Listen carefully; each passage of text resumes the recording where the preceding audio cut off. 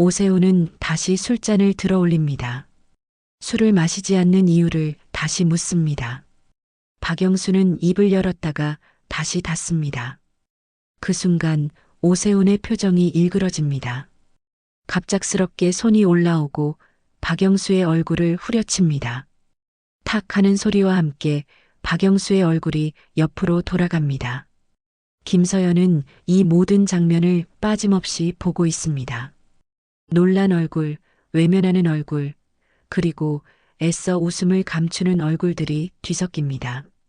연말의 망년의 자리, 이곳에서는 도대체 무슨 일이 벌어지고 있는 걸까요?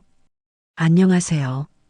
여러분의 사연 담긴 여러 이야기들을 들려드리고 있는 인생 수필관입니다. 마지막 반전까지 숨막히는 이야기를 끝까지 들어보세요. 구독과 좋아요, 알림 설정은 영상 제작에 큰 힘이 됩니다. 자, 그럼 오늘의 사연 함께 들어보시죠. 박영수는 새벽 5시 반, 오래된 휴대전화 알람 소리에 눈을 뜹니다. 알람 소리는 매번 같지만 몸은 매일 조금씩 더 무겁게 반응합니다. 허리를 펴는데 잠시 숨을 고르고 무릎에 힘을 주어 천천히 일어납니다. 젊었을 때는 생각조차 하지 않던 동작 하나하나가 이제는 작은 결심이 되어버렸습니다. 그는 방 안을 둘러봅니다. 크지 않은 방, 오래된 장롱, 벽에 걸린 낡은 달력. 모든 것이 10여 년째 크게 달라지지 않았습니다. 정년퇴직을 하고 나면 조금은 달라질 줄 알았던 삶은 오히려 더 조심스러워졌습니다. 박영수는 세면대 앞에서 얼굴을 씻고 거울을 바라봅니다. 거울 속에는 어느새 자신보다 나이가 많아 보이는 남자가 서 있습니다. 희끗한 머리카락과 깊어진 주름은 숨길 수 없는 세월의 흔적입니다. 그는 잠시 눈을 마주치다 시선을 피합니다. 한때 그는 조직 안에서 이름으로 불리던 사람이었습니다. 회의실에서도 현장에서도 그의 말에는 무게가 실리던 시절이 있었습니다. 하지만 지금의 그는 계약 기간이 적힌 종이 한 장에 따라 움직이는 사람입니다. 그래도 그는 불평하지 않으려 애씁니다. 가족에게 손 벌리지 않고 버티고 있다는 사실 하나로 스스로를 다독입니다. 부엌에서는 김서연이 조용히 아침을 준비하고 있습니다. 냄비에서 국이 끓는 소리조차 크지 않게 줄이며 움직입니다. 반찬은 특별하지 않지만 먹기 편하게 잘게 나뉘어 담깁니다. 그녀의 손길에는 습관처럼 몸에 밴 배려가 묻어납니다. 김서연은 서울중앙지검 특수부 검사입니다. 수많은 사건 기록과 증거를 다루는 사람이고 강한 말과 차가운 판단으로 알려진 인물입니다. 하지만 이 집안에서는 그런 모습이 잘 드러나지 않습니다. 그녀는 며느리라는 자리에서 늘 한 발 물러나 있었습니다. 박영수는 식탁에 앉아 며느리가 싸주는 도시락을 바라봅니다. 고맙다는 말이 목끝까지 차오르지만 그는 쉽게 꺼내지 못합니다. 괜히 마음의 짐을 더 얻는 것 같아 말을 삼킵니다. 김서연은 그런 기류를 알고 있으면서도 아무 말하지 않습니다. 아들 박준호는 넥타이를 고쳐 매며 거실을 서성입니다. 중소 IT 기업 차장이라는 직함은 겉으로 보기엔 안정적이지만 그의 얼굴에는 늘 피로가 묻어 있습니다. 회사에서는 성과와 눈치가 하루하루를 좌우합니다. 그는 아버지의 구두를 힐끗 바라보다가 시선을 돌립니다. 오늘은 평소와 다른 날입니다. 박영수가 다니는 공기업에서 연말 막년회를 겸한 지방 출장이 잡혀 있었기 때문입니다. 계약직 신분인 그에게 참석 여부는 선택사항이 아니었습니다. 불참은 곧 다음 계약을 장담할 수 없다는 뜻이었습니다. 박준호는 잠시 망설이다가 아버지에게 함께 가겠다고 말합니다. 혼자 보내기엔 마음이 편치 않았기 때문입니다. 박영수는 괜찮다며 웃어 보이지만 그 웃음은 오래 유지되지 않습니다. 김서연은 그 장면을 조용히 지켜보다가 외투를 챙깁니다. 출장지 호텔은 예상보다 훨씬 화려합니다. 대리석 바닥과 반짝이는 조명은 이곳이 누군가의 권위를 드러내는 장소임을 말해줍니다. 박영수는 무의식적으로 발걸음을 늦추며 주변을 살핍니다. 그는 이런 공간에서 늘 자신이 어울리지 않는 사람이라는 느낌을 받습니다. 행사장 안으로 들어서자 좌석 배치가 눈에 들어옵니다. 임원들은 중앙 테이블에, 계약직과 외부 인원은 벽 쪽으로 밀려나 있습니다. 박영수의 이름표는 가장 끝자리에 붙어 있습니다. 그는 아무 말 없이 그 자리에 앉아 등을 곧게 세웁니다. 김서연은 조금 떨어진 자리에서 이 광경을 바라봅니다. 사람이 아니라 직급과 계약서가 자리를 정하는 풍경은 그녀에게 낯설지 않습니다. 검사로서 수없이 봐온 구조이기 때문입니다. 다만 오늘은 그 구조 안에 가족이 포함되어 있다는 사실이 마음을 무겁게 누릅니다. 술잔이 하나둘 테이블 위에 놓이기 시작합니다. 웃음소리와 농담이 오가며 분위기는 빠르게 달아오릅니다. 박영수는 술잔을 바라보다가 조용히 두 손을 무릎 위에 올립니다. 그의 표정에는 경계와 체념이 동시에 스쳐 지나갑니다. 김서연은 시아버지의 그 모습을 눈에 담습니다. 아직은 아무 일도 일어나지 않았습니다. 그러나 그녀는 알고 있습니다.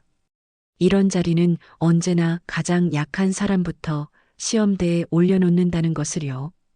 막년에는 시작부터 속도가 빠릅니다. 술병이 테이블 위에 놓이자마자 사람들의 표정과 말투가 눈에 띄게 달라집니다. 낮 동안 회의실에서 보였던 조심스러운 얼굴들은 사라지고 대신 큰 웃음과 과장된 몸짓이 공간을 채웁니다. 박영수는 그 변화를 오래전부터 수없이 겪어온 사람처럼 조용히 주변을 살핍니다. 중앙 테이블에 앉은 임원들 쪽에서는 잔이 부딪히는 소리가 끊이지 않습니다. 누가 이번 분기 실적을 끌어올렸는지, 어느 자리에 불려다녔는지, 누구와 통화가 잦은지 같은 이야기들이 쉼없이 오갑니다. 그 웃음에는 즐거움보다는 서로의 위치를 확인하려는 의도가 더 짙게 묻어납니다. 이 자리가 누구의 공간인지, 누가 중심에 서 있는지를 다시 한번 확인하는 의식처럼 보입니다. 반면 벽 쪽으로 밀려난 계약직 테이블은 확연히 조용합니다. 사람들은 자연스럽게 등을 조금 더 웅크리고 앉아 있습니다. 괜히 눈에 띄지 않으려는 태도는 말보다 먼저 몸에 배어 있습니다. 박영수 역시 그들 중 한 사람처럼 술잔 앞에 손을 두지 않습니다. 그는 잠시 과거를 떠올립니다. 젊은 시절에는 회식 자리에서 빠지지 않고 술잔을 들던 사람이었습니다. 상사가 권하면 웃으며 받아들이고 후배에게는 먼저 잔을 채워주던 때도 있었습니다. 하지만 지금은 몸이 먼저 신호를 보냅니다. 주머니 속 약 봉투가 가볍게 눌립니다. 박영수는 그 봉투의 감촉을 느끼며 자세를 고쳐 앉습니다. 이 자리에서 쓰러질 수는 없다는 생각이 머릿속을 스칩니다. 아프다는 사실보다 아프다는 이유로 짐이 되고 싶지 않다는 마음이 더 큽니다. 김서연은 조금 떨어진 자리에서 이 모든 장면을 조용히 지켜봅니다. 검사로 일하며 수없이 많은 술자리 사건을 접해왔습니다. 폭언과 강요, 모욕의 시작은 늘 웃음과 농담이라는 가면을 쓰고 다가옵니다. 지금 이 공기 역시 그녀에게는 낯설지 않은 전조처럼 느껴집니다. 잠시 후 인사 전무 오세훈이 자리에서 일어납니다. 그는 술잔을 들고 천천히 계약직 테이블 쪽으로 걸어옵니다. 취기가 옳은 걸음이지만 시선만큼은 또렷합니다. 주변 임원들의 시선이 자연스럽게 그를 따라 움직입니다. 오세훈은 박영수 앞에 멈춰섭니다. 그의 시선은 얼굴보다 먼저 명찰에 꽂힙니다. 계약직이라는 글자가 유독 또렷하게 눈에 들어오는 듯합니다. 그는 아무렇지 않은 표정으로 술잔을 내밉니다. 박영수는 술잔을 한번 바라본 뒤 고개를 숙입니다. 몸이 좋지 않아 술을 마시기 어렵다는 말을 최대한 공손하게 꺼냅니다. 그 말에는 변명도 반항도 담지 않으려 애씁니다. 그저 이 자리를 무사히 넘기고 싶다는 마음뿐입니다. 그러나 그 말이 공중에 닿는 순간 분위기는 미묘하게 변합니다. 오세훈의 입꼬리는 여전히 올라가 있지만 눈빛은 서서히 차갑게 가라앉습니다. 그는 웃음을 지운 채 다시 술잔을 내밉니다. 주변에서 낮은 웃음과 수군거림이 번집니다. 박영수는 다시 한번 고개를 젓습니다. 아주 작은 움직임이지만 이 자리에서는 눈에 띄는 거절이 됩니다. 누군가는 흥미롭다는 듯 지켜보고 누군가는 불편한 듯 시선을 피합니다. 짧은 침묵이 흐르며 공기가 무거워집니다. 오세훈은 박영수의 어깨에 손을 얹습니다. 그 손길에는 친근함보다는 은근한 힘이 실려 있습니다. 그는 농담처럼 박영수의 나이와 직급을 언급합니다. 젊을 땐 잘 마셨을 것 아니냐는 말이 웃음속에 섞여 나옵니다. 웃음소리는 더 커집니다. 하지만 그 웃음은 함께 나누는 웃음이 아닙니다. 박영수를 중심으로 퍼지는 방향이 분명한 웃음입니다. 박영수의 얼굴은 점점 굳어갑니다. 그는 이 자리가 더 이상 편한 자리가 아니라는 걸 분명히 느낍니다. 버텨야 하는 자리라는 생각이 다시 한번 머릿속을 스칩니다. 아무 일 없다는 듯 넘어가야 한다는 계산도 동시에 떠오릅니다.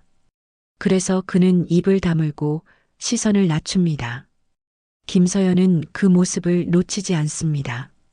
사람을 웃음거리로 만드는 방식이 얼마나 구조적인지 그녀는 너무도 잘 알고 있습니다. 이런 상황은 늘 누군가의 침묵을 먹고 자랍니다. 그리고 그 침묵이 길어질수록 다음 단계는 더 쉽게 찾아옵니다. 박준호는 자리에서 몸을 조금 앞으로 기울입니다. 아버지를 말려야 할지 상황을 넘겨야 할지 판단이 서지 않습니다. 회사라는 공간에서 배운 침묵과 수능의 규칙이 그의 몸을 묶습니다. 그는 아버지의 굳게 담은 손을 바라보며 속으로만 괴로워합니다. 오세훈은 술잔을 테이블 위에 내려놓습니다. 그리고 다시 한번 박영수를 내려다봅니다. 이제 그의 시선에는 술이 아니라 사람을 눌러보려는 기색이 담겨 있습니다. 분위기는 웃음 속에서 서서히 긴장으로 변해갑니다. 박영수는 끝내 고개를 들지 않습니다. 이 자리가 자신에게 어떤 의미인지 그는 너무도 잘 알고 있습니다. 버텨야 하는 자리, 참고 지나가야 하는 순간이라는 것도 압니다. 그래서 그는 아무 말 없이 두 손을 무릎 위에 가지런히 올려둡니다. 김서연은 조용히 숨을 들이쉽습니다. 아직 명확하게 선을 넘지는 않았다고 스스로에게 말합니다. 하지만 그 선이 얼마나 얇고 위태로운지도 동시에 느낍니다. 이 망년에는 이제 돌이킬 수 없는 방향으로 흘러가고 있습니다. 망년회장은 시간이 흐를수록 소란스러워집니다. 술병은 어느새 테이블마다 여러 개씩 늘어서 있고 처음엔 조심스럽던 말투도 점점 거칠어집니다. 웃음은 커졌지만 그 웃음 속에는 묘한 공격성이 섞여 있습니다. 박영수는 그 분위기가 자신을 향해 서서히 기울고 있다는 걸 분명히 느낍니다. 계약직 테이블 쪽은 더 조용해집니다. 누군가는 이미 술에 취해 고개를 숙였고 누군가는 웃음을 억지로 따라합니다. 거절은 이 자리에서 용기가 아니라 무례로 취급된다는 사실을 모두가 알고 있습니다. 박영수 역시 그 규칙을 모르는 사람은 아닙니다. 오세훈 전무는 다시 중앙 테이블로 돌아가 술을 마시다가 잠시 후 또다시 자리에서 일어납니다. 이번에는 아예 술병을 손에 들고 있습니다. 그의 얼굴은 붉게 달아올라 있고 걸음은 약간 비틀거리지만 눈빛만큼은 또렷합니다. 사람들은 그가 어디로 향하는지 이미 알고 있다는 듯 시선을 돌립니다. 오세훈은 박영수 앞에 서서 아무 말 없이 술잔을 채웁니다. 잔에 술이 넘칠 듯 가득 찹니다. 그는 잔을 내려놓지 않고 그대로 박영수 쪽으로 밀어놓습니다. 주변에서는 웃음과 함께 작은 탄성이 터져 나옵니다. 박영수는 술잔을 바라보다가 천천히 고개를 젓습니다. 이번에도 그는 최대한 공손한 말투로 몸 상태가 좋지 않다는 말을 꺼냅니다. 그 말은 변명처럼 들리지 않도록 여러 번 고른 말이었습니다. 그는 이 자리를 망치고 싶지 않았습니다.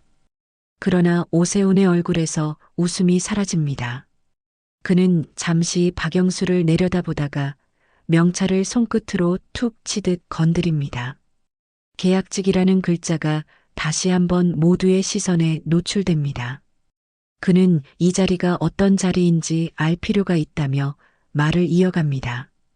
그 말은 설명처럼 들리지만 사실상 위계의 확인이었습니다.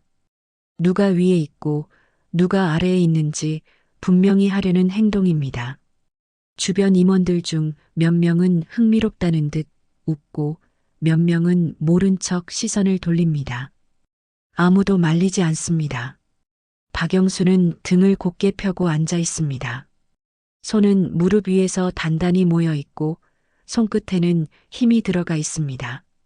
심장은 빠르게 뛰지만 그는 표정을 관리하려 애씁니다. 이 자리에서 흔들리면 더 큰 모욕이 돌아온다는 걸 잘 알고 있습니다. 오세훈은 다시 술잔을 들어 올립니다. 이번에는 권유가 아니라 명령에 가까운 몸짓입니다. 박영수가 움직이지 않자 그는 박영수의 어깨에 손을 얹습니다. 그 손길에는 분명히 힘이 실려 있습니다. 박영수의 상체가 순간적으로 흔들립니다. 테이블 위의 술잔이 미세하게 떨립니다. 웃음소리가 하나둘 줄어들고 주변의 공기가 갑자기 무거워집니다. 이제 모두가 상황이 위험하다는 걸 느끼고 있습니다. 박준호는 자리에서 벌떡 일어날 듯 몸을 앞으로 내밉니다. 그러나 옆자리 동료가 그의 팔을 붙잡습니다. 괜히 일 키우지 말라는 눈빛이 오갑니다. 박준호는 결국 반쯤 일어선 채 멈춰섭니다. 김서연은 이 모든 장면을 빠짐없이 보고 있습니다. 그녀의 시선은 더 이상 관찰자의 것이 아닙니다. 어디까지가 농담이고 어디서부터가 폭력인지 그녀는 정확히 알고 있습니다. 그리고 지금 이 순간은 이미 명백히 선을 넘고 있습니다. 오세훈은 목소리를 높입니다. 술을 마시지 않는 이유를 다시 묻습니다. 사람들의 시선이 두 사람에게 집중됩니다. 이제 이 자리는 하나의 구경거리가 됩니다. 박영수는 입을 열었다가 다시 닫습니다.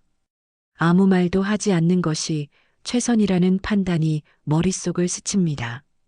그는 고개를 숙입니다. 그 순간 오세훈의 표정이 일그러집니다.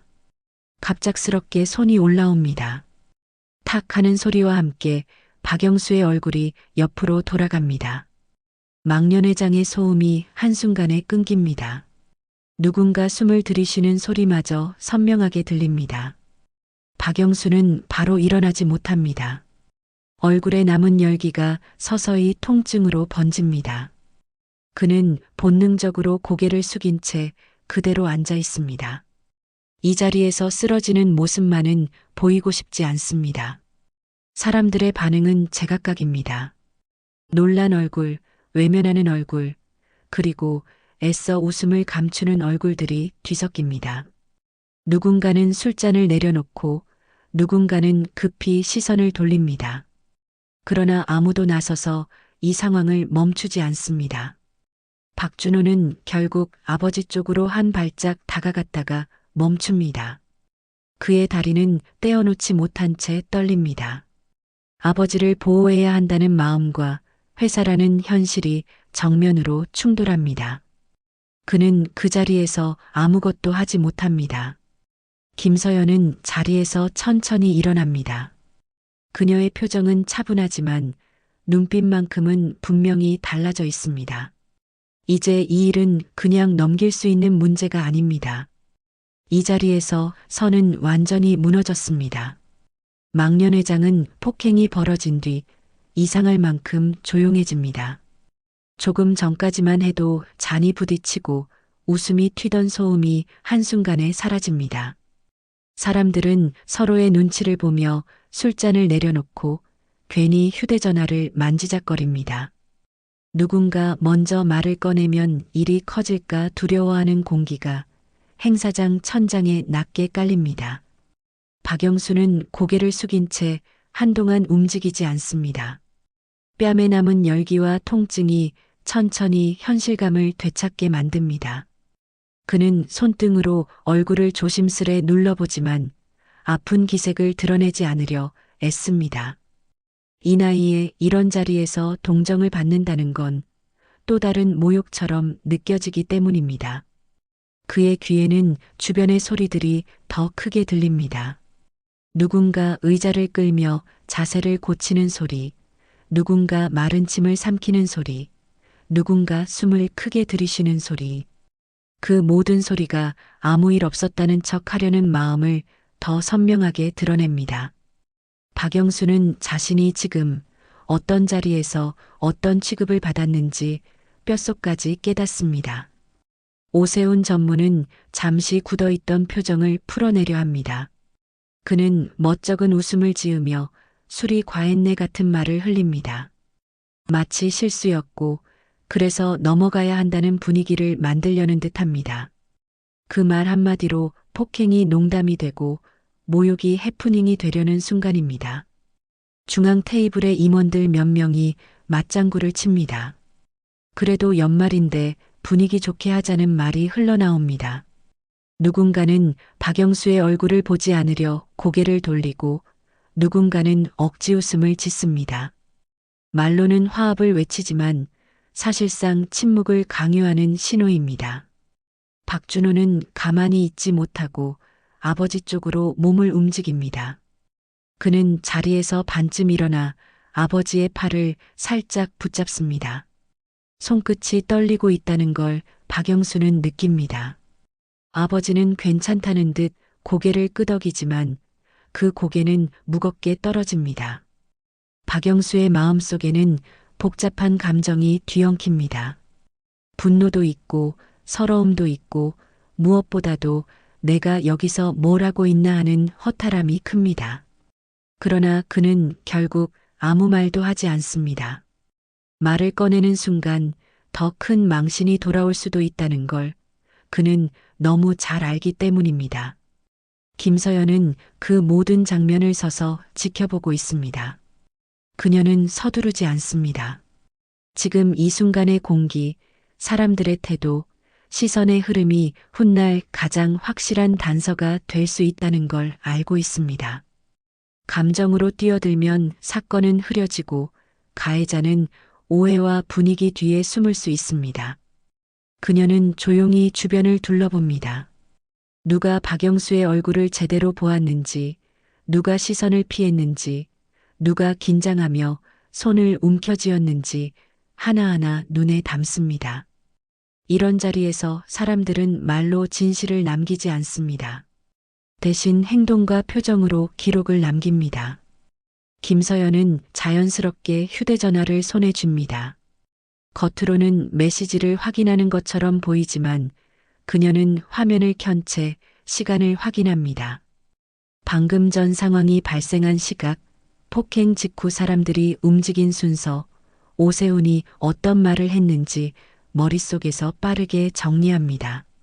습관처럼 증거가 될 만한 요소들을 분류하고 연결합니다. 그녀는 행사장 구석을 한 번 더 살핍니다. 벽 쪽에 설치된 CCTV의 위치가 눈에 들어옵니다. 카메라 각도와 회전 범위를 머릿속으로 그려봅니다.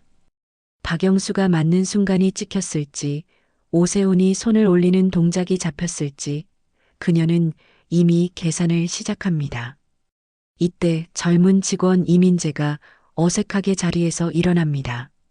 그는 술자리가 불편하다는 듯 화장실을 다녀오겠다고 말하지만 표정이 지나치게 굳어 있습니다. 그의 손은 주머니 속에서 휴대전화를 꽉 쥐고 있습니다. 그는 방금 전 상황을 봤고 그걸 그냥 잊지 못하는 얼굴입니다. 계약직 동료 장철수는 고개를 숙인 채 술잔만 바라보고 있습니다. 그의 얼굴에는 분노와 체념이 동시에 스쳐 지나갑니다. 이런 장면을 처음 보는 것이 아니라는 사실이 더 괴롭습니다. 그는 속으로 박영수에게 미안함을 느끼면서도 자신이 나서면 다음 계약이 날아갈까 두려워합니다. 오세훈은 다시 잔을 들며 분위기를 살리려 합니다. 그는 목소리를 키우고 웃음을 끌어올리려 하지만 방금 전과 같은 힘은 느껴지지 않습니다. 사람들 사이에는 이미 균열이 생겼습니다. 웃는 사람조차 눈은 웃지 못하고 박영수 쪽을 슬쩍 살피며 불안을 감춥니다. 김서연은 그 균열을 더 깊게 읽습니다. 사건은 이미 끝난 것이 아니라 이제 막 시작된 것입니다. 가해자는 술자리 실수로 덮으려 하고 주변은 괜히 나서지 말자로 숨으려 합니다. 그러나 그녀는 알고 있습니다. 이런 구조가 유지될수록 또 다른 피해자는 반드시 생깁니다. 김서연은 박준호의 얼굴을 잠깐 바라봅니다. 박준호는 아버지와 오세훈 사이에서 눈만 깜빡이며 굳어 있습니다. 그는 아버지를 지켜야 한다는 마음이 분명하지만 회사라는 현실 앞에서 몸이 먼저 멈춰버린 사람입니다. 그 모습이 김서연의 가슴을 서늘하게 만듭니다. 박영수는 결국 천천히 자리에서 일어납니다. 그의 움직임은 느리지만 이상하게 단단합니다. 사람들의 시선이 다시 한번 그에게 모입니다. 그들은 나가면 끝이라고 믿는 듯 그가 조용히 사라지길 바라듯 쳐다봅니다. 박준호가 아버지 곁으로 다가가 부축합니다. 그 손길이 너무 조심스러워서 오히려 더 애처롭습니다. 김서연은 한 발 뒤에서 두 사람을 따라 움직입니다. 누구도 그들을 붙잡지 않습니다. 붙잡지 않는 건 역시 이 자리의 선택입니다. 행사장 문을 나서는 순간 박영수는 숨을 크게 내쉽니다. 그제야 억눌러 두었던 떨림이 어깨를 타고 내려옵니다. 바깥 공기는 차갑지만 그 차가움이 오히려 정신을 맑게 합니다. 김서연은 조용히 걸음을 멈추고 마지막으로 행사장 문을 바라봅니다. 이 밤은 끝났지만 그녀에게는 이제부터가 시작이라는 걸 분명히 알고 있습니다. 호텔을 나선 뒤에도 박영수의 얼굴에서는 열기가 쉽게 가시지 않습니다. 차가운 겨울 공기가 볼을 스치지만 뺨에 남은 감각은 오히려 더 선명해집니다. 그는 아무 말 없이 발걸음을 옮기며 자신이 방금 겪은 일이 꿈인지 현실인지 구분하려 애씁니다. 수십 년을 살아오며 수모를 당한 적이 없지는 않았지만 이렇게 많은 사람 앞에서 공개적으로 모욕당한 기억은 없습니다. 박준호는 아버지의 옆을 지키며 연신 고개를 숙입니다. 미안하다는 말이 목구멍까지 차오르지만 막상 입 밖으로는 나오지 않습니다. 그 말 한마디가 오히려 아버지를 더 초라하게 만들 것 같다는 생각이 먼저 들기 때문입니다. 아들은 그저 팔에 힘을 주어 아버지가 비틀거리지 않게 붙들 뿐입니다. 김서연은 두 사람보다 반 발짝 뒤에서 걸음을 맞춥니다. 그녀의 표정은 놀랄 만큼 차분합니다. 그러나 그 차분함은 감정이 없어서가 아니라 감정을 눌러두고 있기 때문에 생긴 표정입니다. 지금 이 순간 분노에 휘둘리면 오히려 판단을 그르칠 수 있다는 걸 그녀는 잘 알고 있습니다. 호텔 주차장에 도착하자 박영수는 차 문을 잡고 잠시 멈춥니다. 그는 깊게 숨을 들이마셨다가 천천히 내쉽니다. 그제야 가슴 깊은 곳에서 올라오던 떨림이 조금씩 풀립니다. 하지만 대신 허탈함이 그 자리를 채웁니다. 박영수의 머릿속에는 오세훈의 얼굴과 사람들의 웃음이 번갈아 떠오릅니다. 누군가는 웃었고 누군가는 외면했고 아무도 그를 막아주지 않았습니다. 그 사실이 뺨을 맞은 것보다 더 깊은 상처로 남습니다. 그는 자신이 그 자리에서 완전히 혼자였다는 걸 이제야 실감합니다. 차에 올라타자 한동안 아무도 말을 하지 않습니다. 엔진 소리만이 정막을 채웁니다. 박준호는 운전대를 잡은 손에 힘이 들어가 있고 김서연은 창밖을 바라보고 있습니다. 차 안의 침묵은 무겁지만 누군가 먼저 깨뜨릴 수 없는 침묵입니다. 박영수는 창밖으로 스쳐 지나가는 불빛을 바라보다가 문득 자신이 왜 그 자리에 갔는지 되짚어 봅니다. 계약직이라는 이유로, 참석이 의무였다는 이유로 그는 그 자리에 앉아 있었습니다. 가족을 위해 참고 견디는 것이 가장의 역할이라고 믿어왔습니다. 하지만 오늘 밤 그 믿음이 송두리째 흔들립니다. 그는 자신이 더 이상 보호자가 아니라 보호받아야 할 존재가 된 것 같아 마음이 복잡해집니다. 아버지로서, 시아버지로서 지켜온 체면이 한순간에 무너진 느낌입니다. 그 감정이 그를 더 깊은 바닥으로 끌어내립니다. 집에 도착하자 박영수는 신발을 벗고 바로 방으로 들어갑니다. 아무 말도 하지 않고 외투도 벗지 않은 채 침대에 앉습니다. 김서연은 잠시 망설이다가 부엌으로 가 따뜻한 물을 끓입니다. 말보다 먼저 몸을 챙기는 것이 지금은 더 중요하다고 판단합니다. 박준호는 거실에 멍하니 서 있다가 결국 소파에 주저앉습니다. 그는 오늘 밤 자신이 아무것도 하지 못했다는 사실을 똑똑히 기억하고 있습니다. 아버지를 지켜야 할 순간에 그는 회사라는 이름 앞에서 굳어버렸습니다. 그 사실이 가슴을 죄어옵니다. 방 안에서 박영수는 조심스럽게 얼굴을 만져봅니다. 손끝에 닿는 부기는 아직 가라앉지 않았습니다. 그는 거울을 보지 않으려 애씁니다. 지금 자신의 얼굴을 마주하는 것이 두렵기 때문입니다. 그때 문 밖에서 김서연의 발소리가 들립니다. 그녀는 아무 말 없이 문 앞에 따뜻한 물을 놓고 돌아섭니다. 문을 열지 않고도 서로의 존재는 충분히 느껴집니다. 박영수는 그 소리를 들으며 왠지 모르게 눈이 시큰해집니다. 그는 오늘 밤 처음으로 자신이 참아온 시간들이 헛된 것은 아니었을지도 모른다는 생각을 합니다. 누군가는 보고 있었고 누군가는 기억하고 있다는 사실이 늦게나마 마음을 붙잡습니다. 그러나 동시에 이 일이 그냥 넘어갈 수 없다는 예감도 강하게 듭니다. 김서연은 거실에서 휴대전화를 켭니다.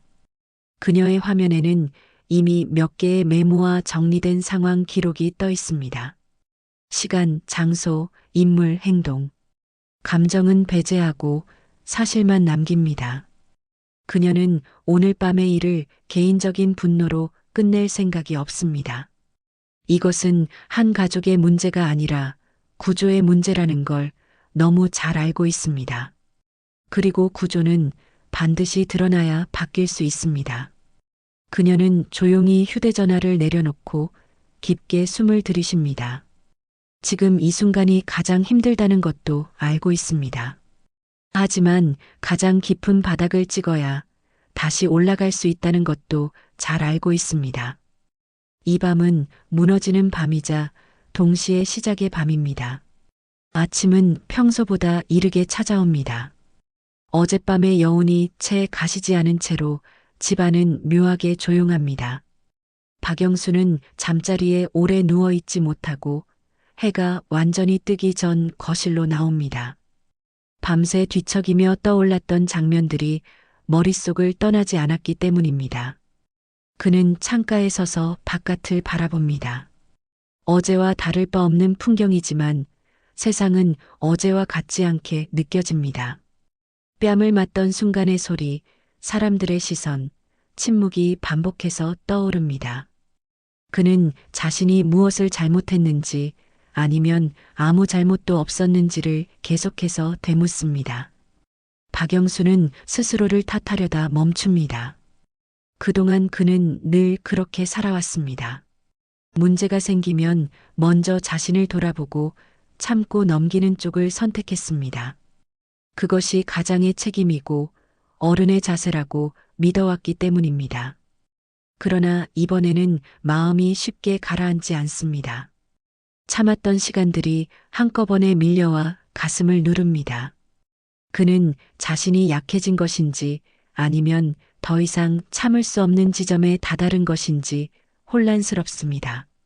나이가 들수록 강해지는 게 아니라 오히려 더 많은 것을 견뎌야 한다는 사실이 서럽게 다가옵니다. 부엌에서는 김서연이 조용히 아침을 준비하고 있습니다.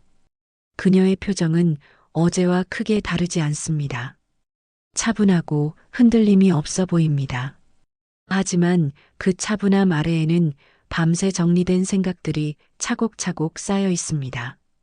김서연은 따뜻한 차를 한 잔 따라 거실로 나옵니다. 말을 먼저 꺼내지 않고 잔을 테이블 위에 올려놓습니다. 그녀는 지금 필요한 것이 위로인지 시간이 필요한 것인지 판단하려 합니다. 검사로서의 습관이 아니라 며느리로서의 배려입니다. 박영수는 잠시 그 잔을 바라보다가 손을 뻗습니다. 따뜻함이 손끝으로 전해지자 그제야 몸이 조금 풀리는 느낌이 듭니다. 그는 낮은 목소리로 괜찮다고 말하지만 그 말에는 힘이 실리지 않습니다. 김서연은 그 미묘한 차이를 놓치지 않습니다. 잠시 후 박준호가 출근 준비를 하다 거실로 나옵니다. 그의 얼굴에는 밤새 잠을 제대로 자지 못한 흔적이 역력합니다. 아버지와 눈이 마주치자 그는 고개를 숙입니다. 사과의 말이 입 밖으로 나오지 못하고 공기 속에서 맴돕니다. 김서연은 그 침묵을 깨지 않습니다. 대신 조용히 자신의 생각을 정리합니다. 어젯밤 정리해둔 메모를 다시 확인하고 머릿속에서 사건의 흐름을 되짚습니다. 폭행은 단발적인 감정의 문제가 아니라 명백한 권력 남용이라는 결론에 다다릅니다. 그녀는 자신이 해야 할 역할을 명확히 인식합니다. 아내로서, 며느리로서가 아니라 한 명의 시민으로서 그리고 검사로서 말입니다. 감정에 휘둘리지 않고 사실로 접근해야 합니다. 그래야 이 일이 또 다른 침묵으로 묻히지 않습니다. 김서연은 박영수에게 조심스럽게 말을 건넵니다. 지금 당장 무엇을 하자는 제안이 아닙니다. 다만 어제 있었던 일을 그대로 기록해두는 것이 중요하다고 설명합니다. 기억이 흐려지기 전에 사실을 남겨야 한다고 말입니다. 박영수는 잠시 망설입니다. 그는 일이 커지는 것이 두렵습니다.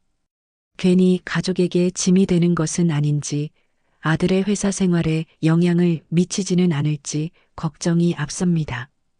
그의 마음에는 여전히 참는 것이 낫다는 오래된 믿음이 남아 있습니다. 김서연은 그 마음을 이해합니다. 그래서 다그치지 않습니다. 대신 어제 행사장에서 사람들이 어떤 태도를 보였는지, 침묵이 어떻게 폭력을 키웠는지를 차분히 설명합니다. 이 일은 개인의 수치가 아니라 구조의 문제라고 말합니다. 박영수는 그 말을 들으며 고개를 떨굽니다. 그는 처음으로 이 일이 자신의 자존심 문제가 아니라는 생각을 합니다. 누군가 똑같은 일을 겪지 않게 하려면 누군가는 기록을 남겨야 한다는 사실이 마음에 스며듭니다. 그 책임이 자신에게만 있는 것은 아니라는 점도 조금씩 이해하게 됩니다. 잠시 후 그는 천천히 고개를 듭니다.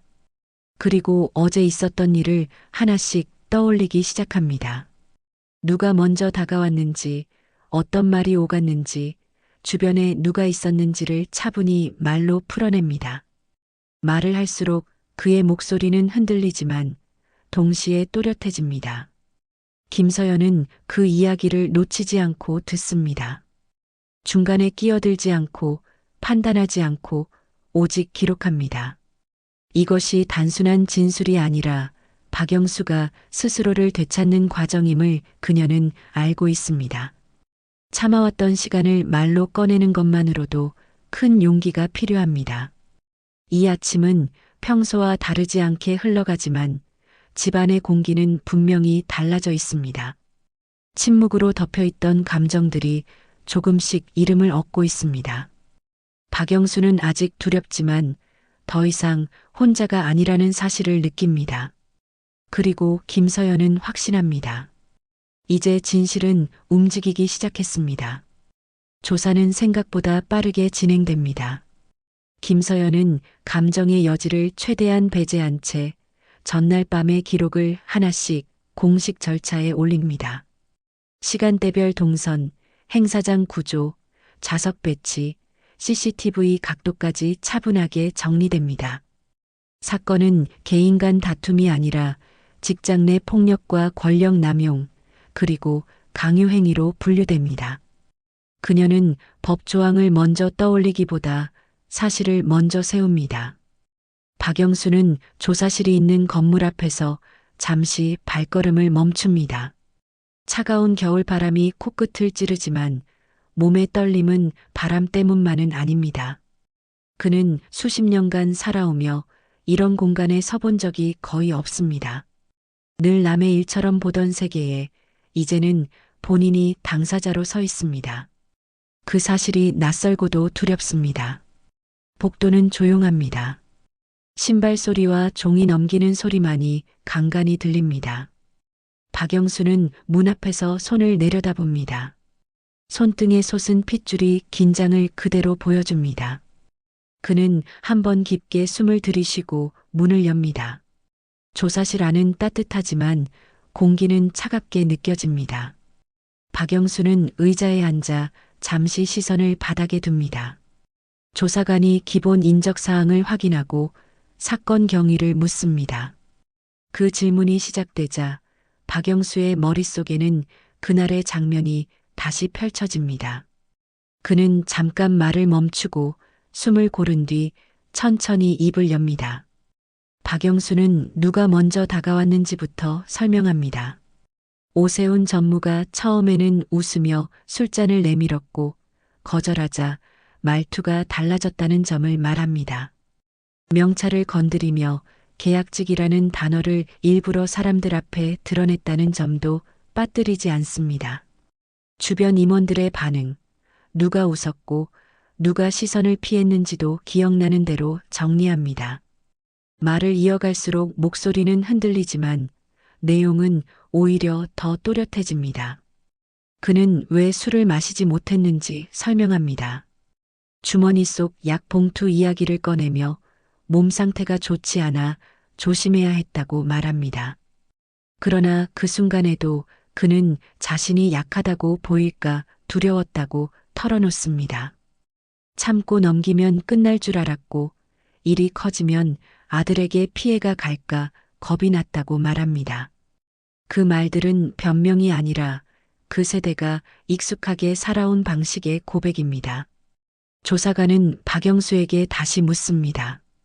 폭행 직후 어떤 말을 들었는지, 누구에게 도움을 청했는지, 행사장을 어떻게 빠져나왔는지 말입니다.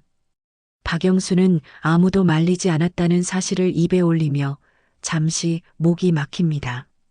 그는 그 순간 뺨의 통증보다 주변의 침묵이 더 아팠다고 솔직히 말합니다.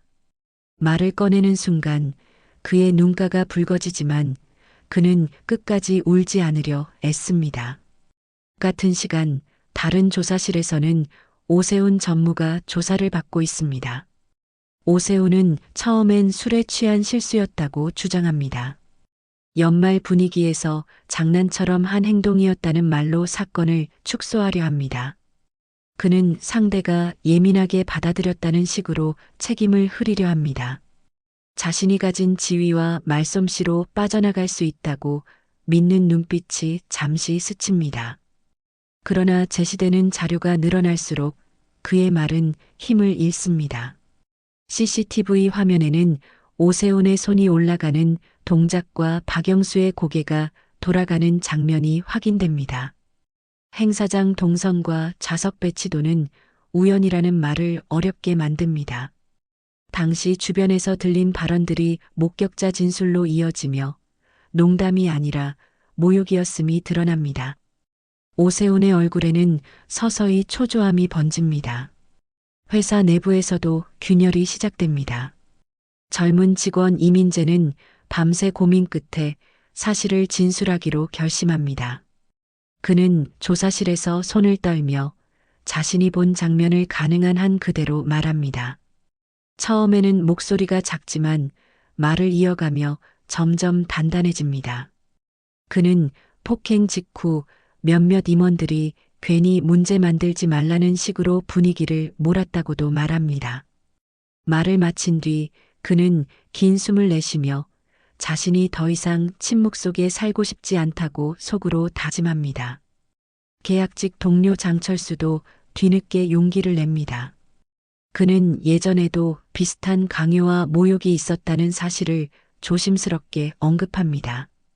그동안 왜 말하지 못했는지도 솔직히 털어놓습니다.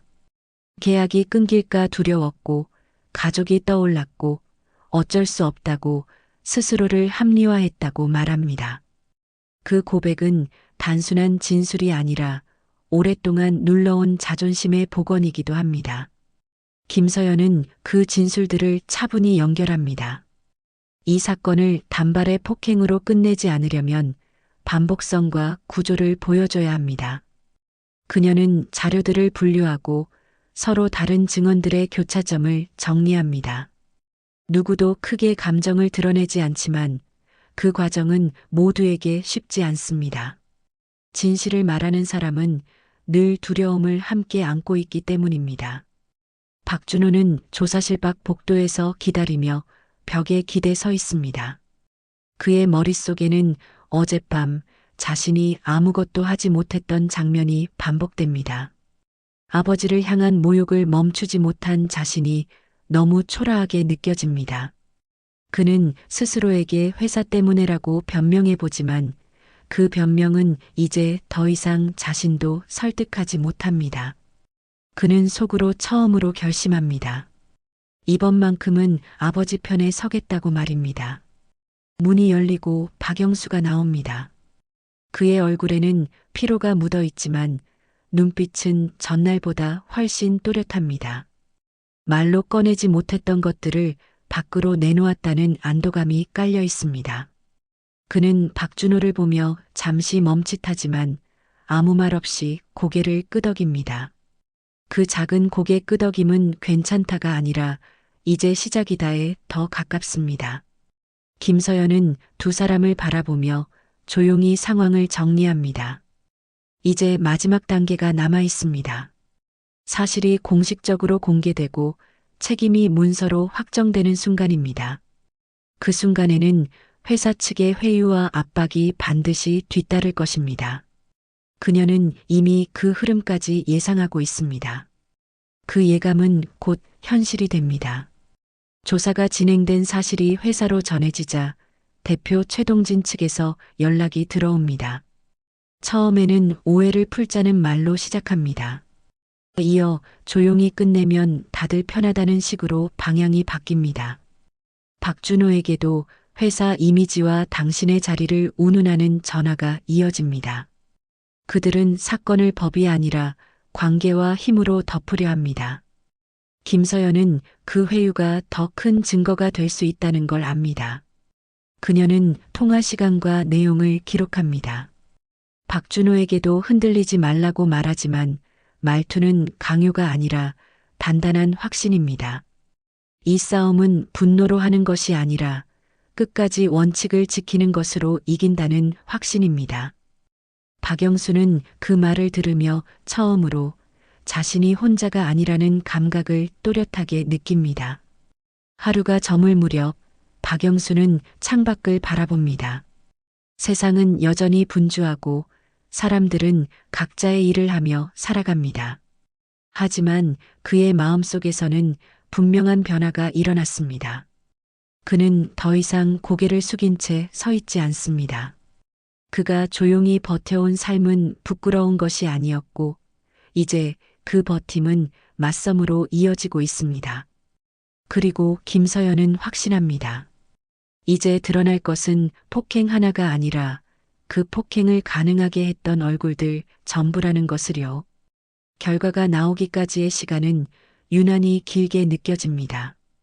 달력 위의 날짜는 하루씩 넘어가지만 박영수의 마음은 여전히 그날 밤에 머물러 있습니다.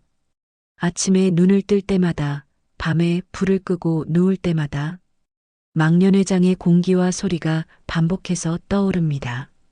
술잔이 부딪히던 소리, 웃음이 터지던 순간, 그리고 아무런 예고도 없이 날아온 손바닥의 감각. 그 기억은 단순한 통증이 아니라 사람 앞에서 한 인간의 존엄이 무너지는 순간으로 남아 있습니다. 그러나 회사 안에서는 이미 조용한 균열이 커지고 있습니다. 처음엔 속삭임이었습니다. 그날 CCTV가 전부 남아 있다더라. 전무가 감사 대상이라던데?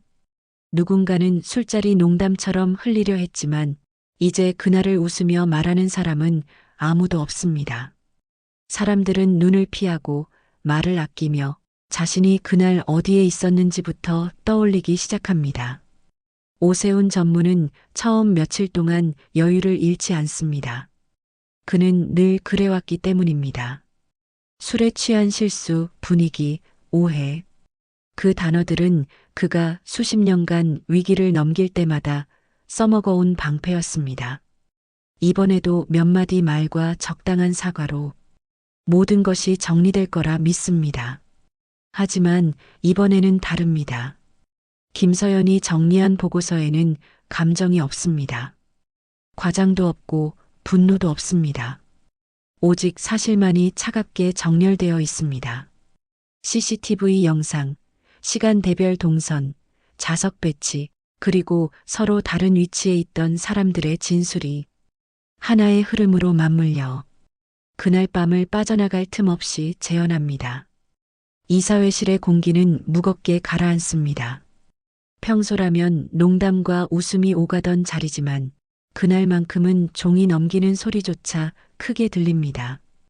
오세훈을 두둔하던 시선들은 회사 리스크라는 단어 앞에서 하나둘 사라집니다. 그가 믿어왔던 인맥과 관계는 책임이라는 단어 앞에서 아무 힘도 발휘하지 못합니다.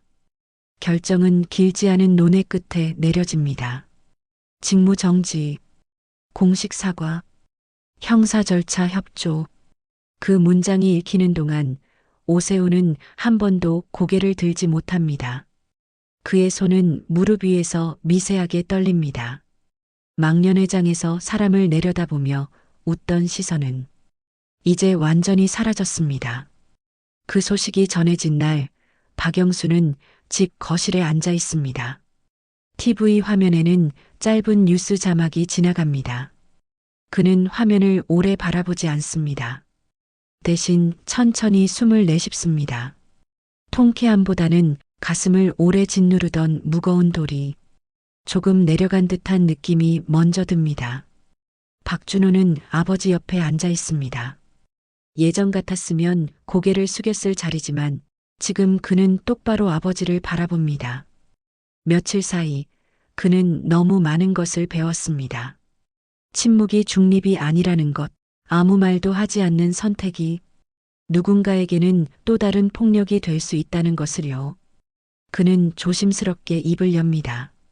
아버지, 그날 제가 옆에 있었는데도 아무 말도 못해서. 말이 끝나기도 전에 박영수가 고개를 젓습니다. 그건 내 잘못 아니다. 짧은 말이지만 그 안에는 오랜 세월의 체념과 이해가 담겨 있습니다. 그 자리는 원래 그렇게 사람을 작게 만드는 자리였어. 김서연은 그 모습을 조금 떨어진 곳에서 바라봅니다. 이번 사건은 그녀에게도 쉽지 않았습니다. 검사로서의 원칙과 며느리로서의 감정 사이에서 한 번도 가볍게 선택한 적은 없습니다. 하지만 그녀는 단 한 번도 방향을 틀지 않았습니다. 법은 복수가 아니라 다음 피해자를 막기 위한 최소한의 선이라는 믿음이 있었기 때문입니다. 며칠 뒤 오세훈은 기자들 앞에 섭니다. 고개를 숙이고 준비된 사과문을 읽습니다. 그 사과가 진심인지 아닌지는 중요하지 않습니다. 중요한 것은 그가 더 이상 웃으며 사람 위에 설 수 없게 되었다는 사실입니다. 그날 망년회에서 조롱하던 자리는 완전히 사라졌습니다. 박영수는 그 장면을 잠시 보다가 TV를 끕니다. 그리고 창가로 걸어가 바깥을 바라봅니다. 세상은 여전히 바쁘게 돌아가고 사람들은 각자의 삶을 살아갑니다. 그러나 그의 마음속에서는 분명한 변화가 일어났습니다. 망년회에서 뺨을 맞던 그 밤은 그를 무너뜨린 순간이 아니었습니다. 오히려 오랫동안 참고 버텨온 삶이 잘못되지 않았다는 것을 확인받은 순간이었습니다. 그는 이제 더 이상 고개를 숙이지 않습니다. 김서연은 서류 가방을 정리하며 생각합니다. 정의는 늘 극적으로 오지 않는다는 것을, 대신 누군가가 침묵을 멈추고 이건 아니다라고 말했을 때 아주 조용히 그러나 확실하게 움직인다는 것을요. 그날 이후 누군가는 웃음을 멈췄고 누군가는 침묵을 멈췄습니다. 그리고 그 작은 차이가 세상을 아주 조금 그러나 분명히 바꾸기 시작합니다.